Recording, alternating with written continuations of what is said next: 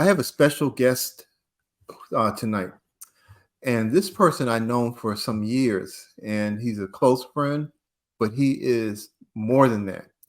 Dr. Thomas Britt, MD, is a U.S. Army veteran extraordinaire and a radiologist by training. He also ran a program at Chicago State University for the Masters of Health program, and he actually also was over the basic sciences division for the university. He has helped many, many people on their career tracks to advance and to become strong academicians and essential parts of the public health infrastructure.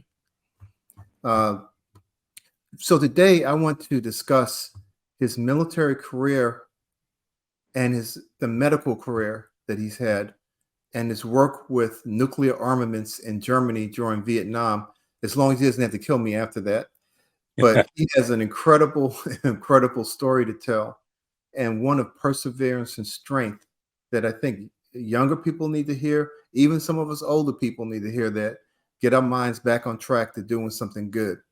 So with that, how are you doing, Dr. Britt? I'm doing just fine. You're kind of surprised. Can you hear me okay? Yes, I can. Very well. You kind of surprised me. I had no idea that I had to go through this, but I think I can handle it. Tell me about your beginning in the military and why you did it, why you decided to do it. Well, actually, my beginning in the military started when I was a junior in high school. I wasn't part of the military at all, but my brother took a correspondence course in electronics when he was in high school, and he was a few years older than me. And so some of the basic stuff with respect to electronics and electricity, I kind of already knew, and the shock factor of dealing with that wasn't a shock factor at all because my brother made it simple. But anyway, I went to the military, did my basic training at Fort Knox, Kentucky.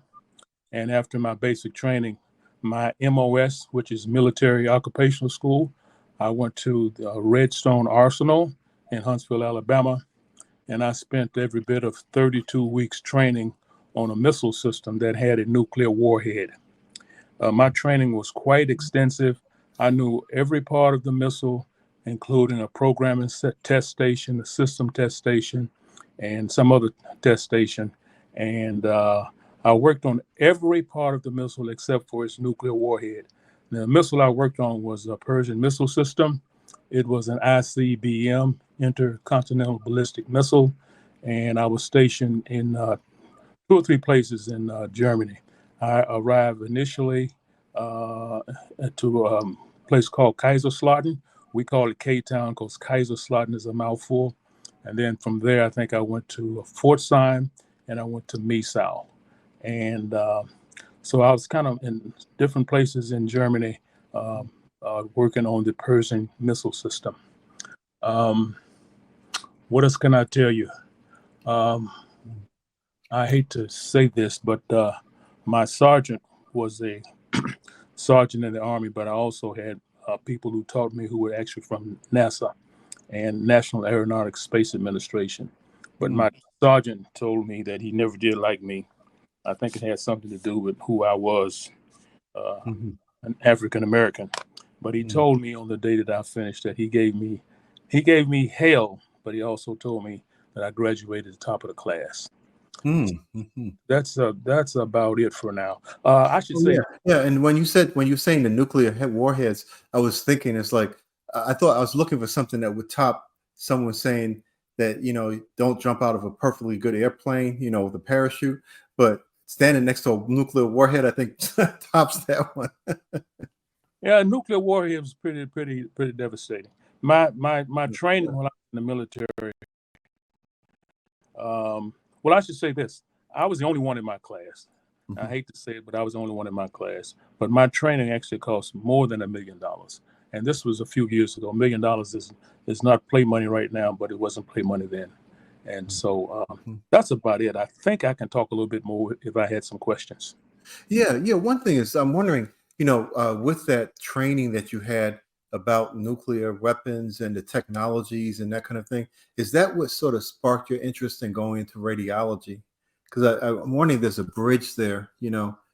No, actually, it had nothing to do with it at all. Uh, Mm, mm, when I was in medical school, I did an externship at a hospital in Los Angeles. I think it was called Martin Luther King Hospital in Compton, LA. And okay. uh, what I liked about radiology was the lifestyle, or what I thought was a lifestyle. I had an instructor, and I think I did about 8 weeks in LA at Martin Luther King Hospital. And the instructor, well, the doctors, the residents, and the medical students and externship people, they would come in early so they could do the different radiologic procedures. And then around 10 o'clock or so, the doctor would pop in, bright eyed and fancy tail. And he always had his little newspaper. And so we would report out to him what we thought we saw. If what we saw was what he saw and agreed with, then we sign off on it. And then we go to lunch, and we had an afternoon conference. And after the afternoon conference, somewhere around 2:30, 3 o'clock, the doctor would always grab his or act like he was grabbing his golf clubs, and he would take a little swing. He said, "Well, I'm about to be out of here." And I said, "Wait a minute, you came in at 11 and you're leaving at 2:30, and you got a smile on your face." I said, "That's the lifestyle that I think I want." So, so that's what made the decision. My missile training had nothing to do with it. What's interesting is I went from how to kill people to how to diagnose their radiographic problem. Wow, that's amazing. That's an amazing story, you know. And as you were mentioning that and talking about that, I was thinking uh, the history that you had within the military. And this is what I used to tell people when they were joining my unit, you know, and I would say that I would sit down with them the first day and I say, "I see your last name. I don't even need to know your first name. But what I do need to know before I know your first name is what school you're going to." And they would look at me and go like, "School I'm going to? I have to be in a school to join your unit and be in the military?" I said, "You have to be in a school for my unit." And they were like, "What are you talking about?" And I said, and they said, "What if I don't know what I want? Here's a book. You come back tomorrow and tell me which school you're going to be in." And they go like, "Why is it so important for me to go to school?" Because I would tell them, I said, "Because you have a free opportunity for free education. And if you're stupid enough not to take that, then I don't want you standing next to me in the front line because you don't have anything to live for." You need to bring your skills to the table and take on the challenge of getting trained in something to do something good. And it could be, in a formal school, it could be in a technical school or, a place, but you need to be doing something with your life so that you can further yourself. The military gives you that opportunity as a bridge. And Damon, on my email, mhm, the page of my email, I talk about now is the time, but most yeah, importantly, I talk about it's just a mhm, statement, and the statement is education is the foundation of a nation. yeah. On all of my emails that go out, that's on the thing. I have my name and some other little stuff that kind of says who I am. But the main thing is education is the foundation of a nation. And if you're not in school, you're not in some kind of improved learning situation, you're not educated. And if you're not educated, you won't go for long. As you know, a lot of people think the NFL stands for National Football League, but the NFL stands for not for long. You won't. Mm, mm, mhm. Yeah, right, right, right. And they talk about all the injuries now. You see, athletes leaving earlier in their careers than ever before. Um, but one thing. So you went into the public health arena. Now, that's a no. That's a topic you can talk about for 48 hours. I know, without stopping. So, what brought you into the public health arena and into the role of becoming, the chair of the department at Chicago State University over health sciences? Well, actually, one day I was on campus with a good friend of mine, a classmate of mine, and he said, "Britt, we like to use last names too." He said, "Britt, why don't we, me and you, do something to distinguish ourselves from our classmates? Because once you pass the super comp, you're coming out of that bad boy." So he said, why don't we do something different? And I said, well, what you want to do? He said, well, why don't we become public health physicians? I said, cool. What do we have to do? He says, we got to go to school and register. He said, is that all we got to do? I said, let's go right now. So we walked over there to the School of Public Health and we enrolled. That is the reason why I went into public health. But then as I thought about, if you are a physician and you learn it in public health, what better way of making a real contribution to our community, our Black community, our community at large, to know how health and public health intertwines. So that's why I did it, Damon. Mhm. Yeah, what was been some of your experiences, or what are you proud about? That you've engaged in as a public health professional. Because I know we've gone to different meetings. We've gone to the American Public Health Association meetings, American Association of Public Health Physicians, those kinds of things. But what do you feel is something that made you feel good about being in that arena? Training people, educating people about public health. I ran the department of, we used to be called the Department of Health Studies. I tried to get the name changed, didn't happen, but subsequently it did happen. So we became, instead of the Department of Health Studies, we became the Department of Public Health. And we wanted public health to be the name for also we had a community health program as in addition to a public health program. And so we wanted to change the name. So they have been successful in carrying out some of the views that I had. But what really stimulates me is teaching. I love to teach, and I do pretty good. My students really like me. At least I think they do. But just to know that you're part of the educational process, and that your students remember you for a very, very long time, and they speak fondly of you. You pushed them. I gave my students hell. I wanted them to be as sharp as they possibly could be. And that means I had to push them. I pushed them beyond their comfort level. I assumed that they had a comfort level and I pushed them beyond that. And they are so grateful for that. And when they tell me that, it rings, it touches me. That Dr. Britt, if it wasn't for you, I wouldn't be doing what I'm doing. When I hear that, that means a lot to me, Damon. Mhm.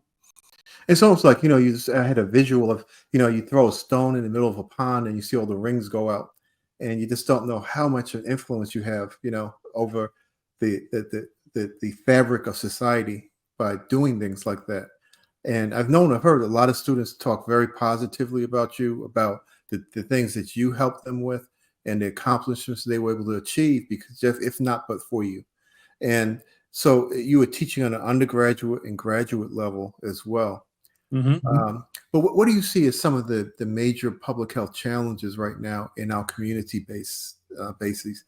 And you have rural communities, you have urban communities, so they're different settings and that kind of thing. But what do you think we need to be focusing on? And what are the opportunities for veterans to get involved in public health or in education in this area? I'm gonna throw a little bit of that back at you, but Hmm. to answer some of those questions or to discuss it. But what really, really bothers me right here, right now, today, Hmm. that our former, not our, well, our former and our new president-elect is saying that he's going to give the Department of Public Health and public health issues, etc. We're talking about RFK Jr. He's Hmm. going to put him in charge of public health. And Hmm. one of the things that he touts all the time is that he does not believe in vaccines. He Oh. doesn't believe in that at all. And I'm frightened by the fact that he wants to cut back all of that, all of the things we've been able to do. And this is part of public health. To get your vaccination for measles, mumps, and rubella and diphtheria, etc. Those things are very important. And in this country, some of those diseases that we get vaccinated for, in this country, they are eradicated. Hmm. But if you have the audacity to not get those vaccinations, then you can't send your kid to public school, and private school don't want you because you're going to interrupt payment for private school tuition, etc. And Hmm. so you have to have them to come now and say we're not going to do that anymore. That's frightening. That's Yes. frightening. And we have an example of how frightening that is. We have had a few people who've decided they were not going to get their measles, mumps, and rubella vaccination. And those people have been living fairly okay in America because most of those diseases are just about controlled by the fact that we have vaccination. But there has been measles outbreak. Go back in time, probably in the last 4 years, we had some measles outbreak in America. And the reason why we had them was those people chose not to get vaccinated, and they came in contact with people from other countries who did not have that vaccination, probably because it wasn't available, but they infected. And so I see down the line, if we're not having vaccinations, that a lot of the diseases that we have been able to deal with effectively or control, they may come back, and they may come back with a vengeance. Yeah. So that's one of the things I'm really concerned about. Yeah. And we have global warming too. I mean, with the different storms that are going on. I just had someone on, and we were talking about the microgrids and the need for energy production and all that. But there's such a great public health need that occurs immediately. I responded to Katrina and Rita, and we have Hurricane Helene. We have all these hurricanes, and it seems to be growing in intensity. We have tornadoes in parts of the Midwest. We never had them there before, and it's going to require people who are involved in emergency response activities and that kind of thing. But a lot of that is public health roles. Making sure that people get their medications, they get into a secure area. Making sure that they have adequate medical coverage and those kinds of things. And that's all part of a public health network.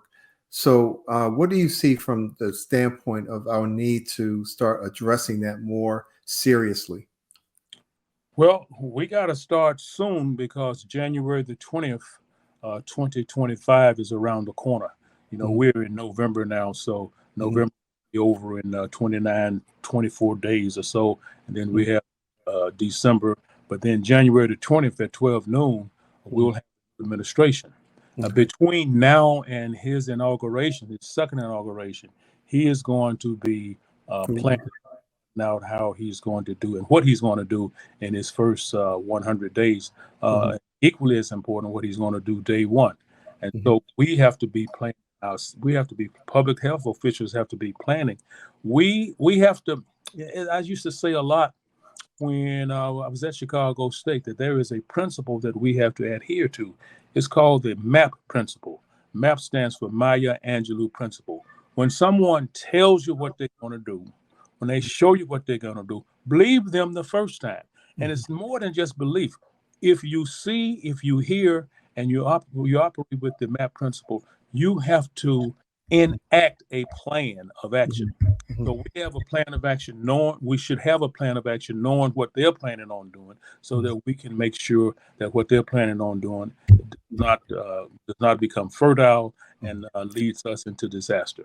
We cannot have people saying that we should not have vaccination. We can have them saying that it's free speech in America for now, we need to emphasize for now, but we have to do something about what they want to do. And one of the things they want to do is cancel vaccination. Yeah. That's What would you advise some of the veterans, and the people who are in military service to do now? I mean, if they wanted to go into the public health arena and get jobs like at, the state, the city, the county. And right now we know that there is a crisis as far as the number of people that are being required for those fields. And we lost about 50% of our public health workforce during COVID-19. We are, have doctors and nurses are going to be retiring.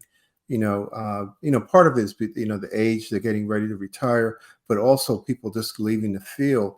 30% of doctors are thinking about leaving in 2 to 3 years, and 40% of nurses in the next 3 to 5 years. So if people want to go into those fields, why should they go into it? And why is it so important for us to make sure that we have adequate numbers of people in public health? Well, we are a growing nation, and we have the people that you just mentioned who are retiring. Some are retiring because they just want to be retired and they're old enough to retire. They build up a pension, etc. But what happens if those persons aren't adequately replaced? I should mention while we're talking about this is we now know that graduating medical students, and we just talk about medical students, we can talk about it all down the line. I'm particularly familiar with what's going on with medical students. Mhm. Because of the abortion bans, we have medical students who will not apply for for OB/GYN training in those states where there's an abortion ban because who's going to teach them? And so they're not applying. Some people, medical students who are looking at what they want to do, are changing what they want to do because of these abortion bans.